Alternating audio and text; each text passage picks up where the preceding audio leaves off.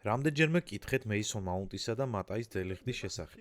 რა მდგომარეობა მათთან დაკავშირებით? მატაის ბოლო მატჩის შემდგომ პალასთან აღარ უთამაშია, ხოლო მეისონმა სწორედ პალასთან გაიტანა გოლი, ასე რომ გარკვეული საერთო ისტორია არსებობს.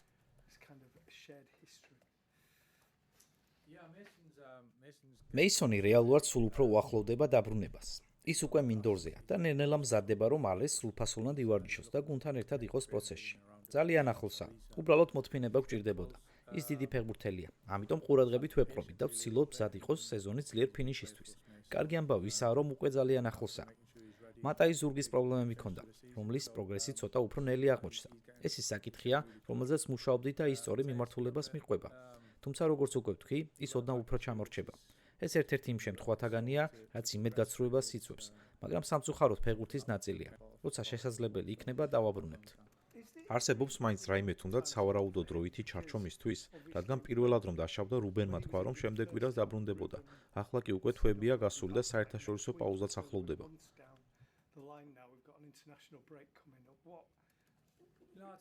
ეს თავად ტრამვის ბუნებასა და ზურგის პრობლემაზეა დამოკიდებული. რთულია კონკრეტული ვადის დასახელება, განსაკუთრებით დროის თვალსაზრისით. ის ნამდვილად უმჯობესდება, რაც კარგია და ჩვენ უბრალოდ ამ მიმართულებით მუშაობთ. ამ ეტაპზე მეც ნამდვილად ვერ დავამატებ. შუადღე მშვიდობისა, მაიკლ. ერთ-ერთი ფეხბურთელი, რომელსაც შენი წინა პერიოდისგან კარგად იცნობ, ჰარი მაგუაიერია. მაინტერესებს ახლა როგორი ფეხბურთელი წარმოგიდგება მისი სახით შენ წინ. და რა თქმა უნდა, მისი კონტრაქტის სიტუაციას. გეგმავს თუ არა კლუბი მასთან უახლოეს მომავალში მოლაპარაკებას? ჰარი ძალიან სამბესტავი პიროვნებაა და აქამდე შესანიშნავი კარიერა ჰქონდა. იმედია კიდევ ბევრი რამ აქვს წინ. გზა და გამოცდილება, რაც მას აქ ყოფნისას და ინგლისის ნაკრებში დაუგროვდა, კარგად აჩვენებს ვინ არის ის. ვფიქრობ, ყველამ ვიცით, როგორი ფეხბურთელია და რა შეუძლია. იმ საღამოს ევერტონთან ის ფანტასტიკური იყო. გამოცდილება ეხმარება ასევე მისი მახასიათებლები, ხასიათი და მზადყოფნა, რომ პასუხისმგებლობა საკუთარ თავზე აიღოს. ეს მართლაც სამბეჭდავი იყო და ის ჩვენთვის ძალიან მნიშვნელოვანი ფიგურაა. ნახე ინტერვიუ თქვენს მეკარესთან, სენე ლამენსთან, რომელმაც თქვა, რომ ფორმის გაუმჯობესების ერთ-ერთი მიზეზი მითითებების სიცხადეა. შეგიძლია აგვიხსნა, როგორ აწვდით თითოეულ ფეხბურთელს იმას, რასაც მათგან მოითხოვ?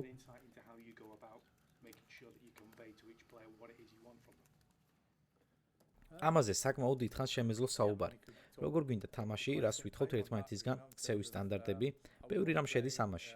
ბოლო კვირებში უკვე მithქვამს, რომ როცა გუნდს მინდორზე აწყობ, ვცდილობ ყველაფერი რაც შეიძლება მკაფიო იყოს. სიცხადე მნიშვნელოვანია, თუმცა ეს არ ნიშნავს, რომ ყველაფერი მარტივია.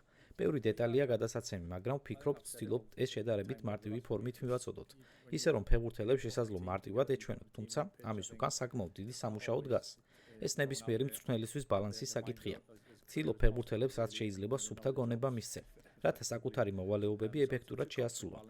ეს მუდმივი ბალანსია, მაგრამ ბიჭები შესანიშნავები იყვნენ. რასაც ვცდილობდით, რომ დაგვენერგა დაგვემატებინა რჩევების სახით, მათ ეს ყველაფერი ძალიან კარგად მიიღეს.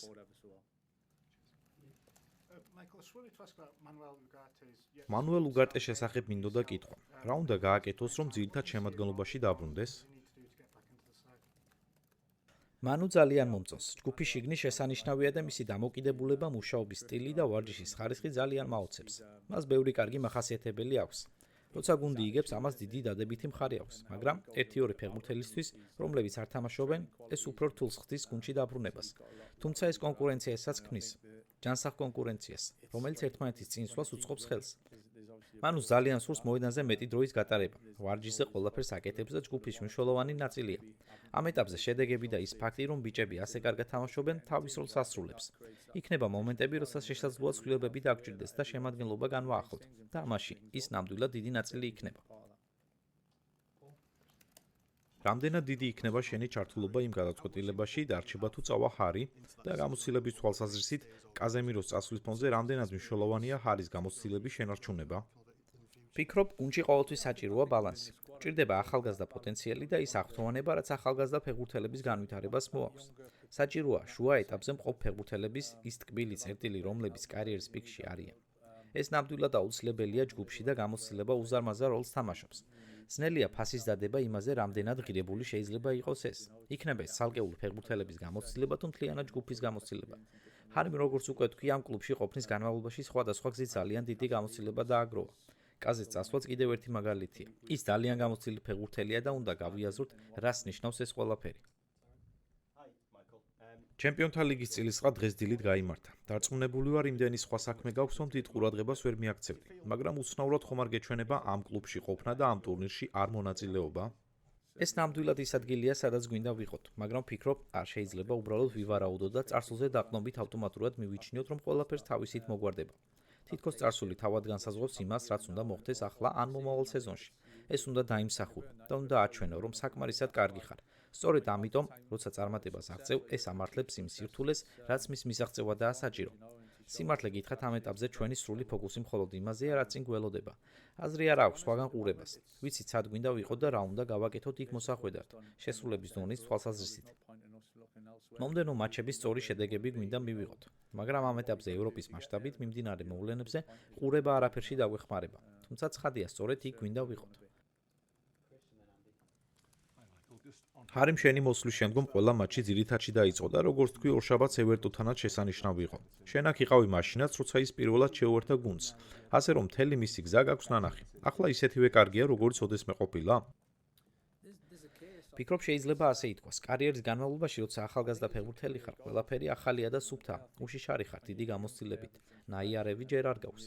ყველაფერი სავსეა აღფრთოვანებით, შემდეგ მოდის პიკური წლები, როცა თავს კარგად გრძნობ და ყველაფერი ადგილზეა. თუმცა გზადაგზა ცხადი არის აღმასვლების და დაღმასვლებიც. მაგრამ ვფიქრობ, როცა კარიერას უფრო გვიან ეტაპს უახლოვდები, დაგროვილი გამოცდილება უკეთეს ფეხბურთელად გაქცევს. ასე უნდა იყოს, უნდა ისწავლო ყველაფრისგან, რაც გადაიტანე. ეს ბოლო პერიოდში ჰარის თამაშის დავინახეთ. რა მოაქვს მას გუნდისთვის? ის ძალიან მნიშვნელოვანი იყო ისევე როგორც სხვებიც. სწორედ ამიტომ არის გამოცდილება მნიშვნელოვანი. რომ გამოიყენო ის. მე ასე ვგრძნობდი, როცა ვთამაშობდი, ალბათ 30, 31, 32 წლის ასაკში. მქონდა ჩემი საუკეთესო წლები, როცა ფიზიკურად ჯერ კიდევ შეგიძლია ყველაფერი გააკეთო, მაგრამ გამოცდილებას იყენებ. იმის გასაგებად რა გელოდება. იმ ეტაპისთვის უკვე თითქოს ყველაფერი ნანახი გაქვს, ამიტომ გასაკვირი არ არის. მაიკლ, როგორია შენი გადაწყვეტილების პროცესი, როცა თითქმის ერთი და იგივე ან ძალიან მსგავს გუნდს აყენებ კვირიდან კვირამდე? როგორ მართავ ამ პროცესს? ეს ნამდვილად ის საკითხია, რასაც ვაცნობიერებთ. ბოლო მატჩამდე საკმაოდ დიდი პაუზა ჰქონდა, მაგრამ წინ კიდევ ბევრი თამაშია და ეს გავლენას ახდენს შემადგენლობაზე, როტაციებზე ან ფიზიკურ მიზეზების გამო ცვლილებების აუცილებლობაზე თამაშიდან თამაშამდე. ვფიქრობ, ეს პროცესის ნაწილია და ჯგუფის მართვის გამოწვევას წარმოადგენს. ამას დიდი დადებითი მხარეც აქვს, შედეგები რაც მივიღეთ და ის რომ უმეტესად ერთი და იგივე ფეხბურთელები თამაშობენ. ეს დიდი პლუსია, თუმცა ამავე დროს მკაფიოდ გვესმის, რამდენად მნიშვნელოვანია ჯგუფის თითოეული წევრი და ეს ის საკითხია, რომელიც უნდა ვმართოთ. ბალანსია საჭირო, მაგრამ აშკარა პოზიტივია ისიც, რომ კარგ ფორმაში ვართ. მიუხედავად იმისა, რომ მოედანზე ხშირად იგივე ფეხბურთელები არიან, ვფიქრობ, თამაშიდან თამაშამდე გარკვეული ცვლილებები მაინც შეგვაქვს. მცირე კორექტირებები. ზოგი შემტევი სხვადასხვა პოზიციაზე თამაშობს. მაგალითად, ლუკ შოუმ ბურთის ფლობისას სხვადასხვა როლში ითამაშა. ასე რომ ეს უბრალოდ კოპირება და ჩასმა არ არის. ამავდროულად არის შეგრძნება, რომ ვცდილობთ იმპულსი მაქსიმალურად შევინარჩუნოთ. შეშკოს სათამაშო ძირითადში დაყენებისკენ მოწოდებები გაჩნდა მისი სათადარიგოთა სკამიდან შესანიშნავი შედეგების გამო. თუმცა არსებობს არგუმენტიც, რატომ უნდა დაარღვიო გამარჯვებული ფორმულა? შეგიძლია ასეთი შესაძლებლობების მქონე ფეხბურთელი სათადარიგოთა სკამზე დატოვო და რას ამბობს მისი ხასიათის შესახებ ის, რომ შემოდის და ასეთ დიდ გავლენას ახდენს? სიმართლე გითხრათ, მთლიანად ამ ყველაფერს პოზიტიურად ვუყურებ. ეს ნამდვილად არ არის გადაწყვეტილება, რომელსაც ნეგატიურ კონტექსტში ვაფასებ. როგორც გუნდი კარგად თამაშობ და თამაშებს ვიგებ, თუმცა არ ვარ ისეთი, ვინც ზედმეტად აღყვება ამას და იფიქრებს, რომ ეს ასე უსასრულოდ გაგრძელდება. ჯგუფის შიგნით და განსაკუთრებით შემტევ ხაზში, რომელმაც საერთო ჯამში კარგი რაოდენობის გოლები გაიტანა, ბენი ძალიან კარგი იყო ჩვენთვის მრავალი თვალსაზრისით. ის ნამდვილად არ არის დრამა. გინდა იჯერეთ, გინდა არა. დრამა არ არის და ეს უბრალოდ აჩვენებს, რამდენად დიდი ხარისხი აქვს ბენს. იმის მიხედვით, რაც ბოლო კვირებში აჩვენა. დაიწყებს თუ არა ძირითადში იქნება ეს შემდეგ მატჩი თუ მის შემდეგ, ეს ის არ არის, რაც ეხლა გვაინტერესებს. ის ძალიან ბევრ კარგ საქმეს აკეთებს, ისევე როგორც გუნდი მთლიანობაში. ამიტომ ჩვენთვის ეს კარგი მდგომარეობაა. შენი შემტევი სამეულის სრულ ცხრიანმა არ გაამართლა ევერტონთან და უესტჰემთან. გამოიწვევს თუ არა ეს ცვლილება სამ კვირაში, რომ შეშკო შემოვიდეს და რატომ ფიქრობ, რომ იმ მატჩებში ეს ტაქტიკა ნაკლებად წარმატებული იყო? სიმართლე გითხრათ, არ ვფიქრობ, რომ ცხრიანით გვითამაშია. ვფიქრობ, ბრაიანი ხშირად თამაშობდა მაღლა, ბოლო ხაზზე. ასე რომ შეიძლება იგივე ფეხბურთელები გვყავდა, მაგრამ სხვადასხვა ფორმით თამაშობდით. ორი თამაშიდან 4 ქულა გასვლაზე ცუდი შედეგი არ არის. ნამდვილად არ არის ცუდი. და ის რომ სათადარიგოთა სკამიდან შეგვიძლია ცვლილებები შევიტანოთ და თამაშის ბოლოს განსხვავება შექმნათ, დიდი სიძლიერეა. საერთოდ ჯამში კმაყოფილები ვართ იმით, როგორ განვითარდა მოვლენები.